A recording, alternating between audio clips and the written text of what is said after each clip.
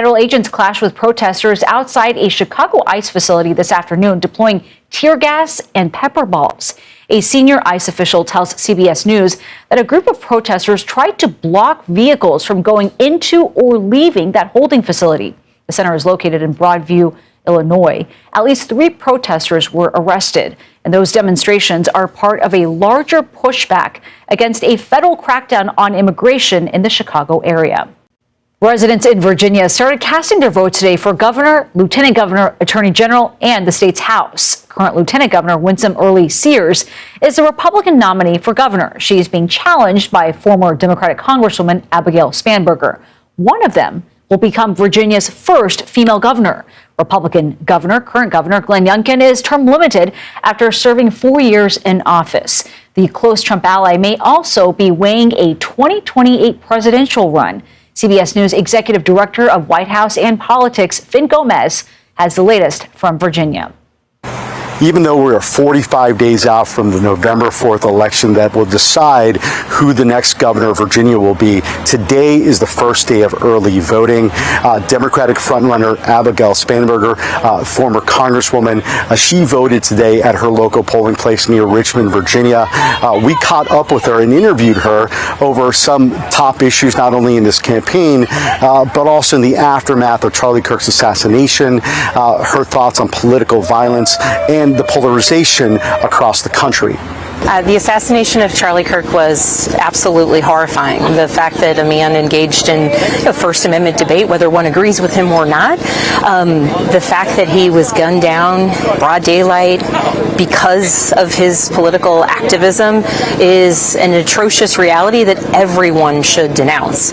Everyone who's engaged in politics, certainly, but every American, because it has the impact potentially of making people fearful about joining political and public discourse, and that hurts all of us in the long run. Spanberger's Republican contender Winsome Early-Sears, the lieutenant governor here in Virginia, is holding a major political rally also in the Richmond area. Joining her will be the current Republican governor Glenn Youngkin, who is a popular figure here in Virginia, and also Vivek Ramaswamy, the gubernatorial candidate for governor in Ohio.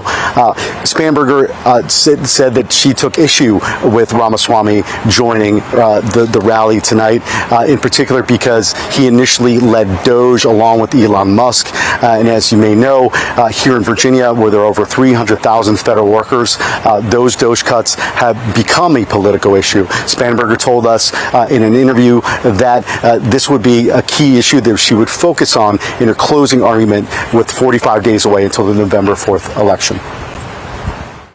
And French President Emmanuel Macron is pushing back against Secretary of State Marco Rubio's criticisms of his choice to recognize a Palestinian state. He sat down with Faith to Nation's Margaret Brennan for a wide-ranging conversation, and here's part of it. So Secretary of State Marco Rubio said this is a reckless decision. That's the word he used. He said it gives Hamas little incentive to actually start diplomacy to release the hostages. Why do you disagree with that sequencing? I think probably this is an excessive word, and I disagree with this approach. Why? Because the objective of Hamas is absolutely not to create a Palestinian state.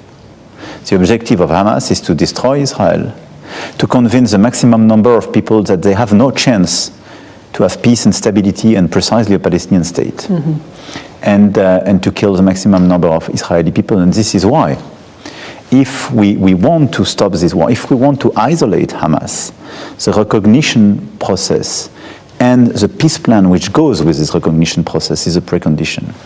So my first point is to say, I don't answer the Hamas with that.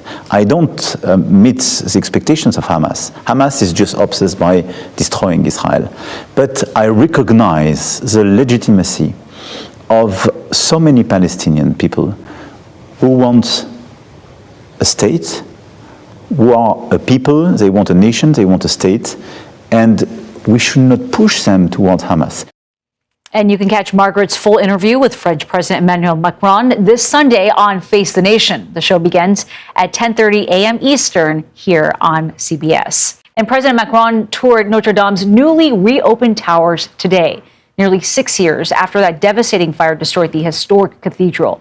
The north and south towers will be open to the public on Saturday. The nearly 900-year-old Parisian church officially reopened last December. Notre Dame is already on track now to break tourism records, with more than 8 million people visiting it since then. French officials say the cause of that fire back in 2019 was likely electrical or an accident. A Texas teen who is developing an app to protect seniors from digital crime has been named Time's Kid of the Year. Tejasvi Manoj came up with the idea after cyber criminals tried to scam her grandfather. Karen Hua met with the 17-year-old who explained her motivation. My mission is to make sure older adults are aware of cybersecurity. It's also supposed to show that they're kind of not alone in this. So many other people are also facing cyber scams, and they shouldn't be embarrassed about asking for help. And you can watch more of Karen's story tonight on Evening News Plus. That is right here live on CBS News. From Taylor Swift to The Summer I Turned Pretty, some of the most talked about names in music and TV are headed to the big screen. Do you have your tickets yet? You're watching The Daily Report.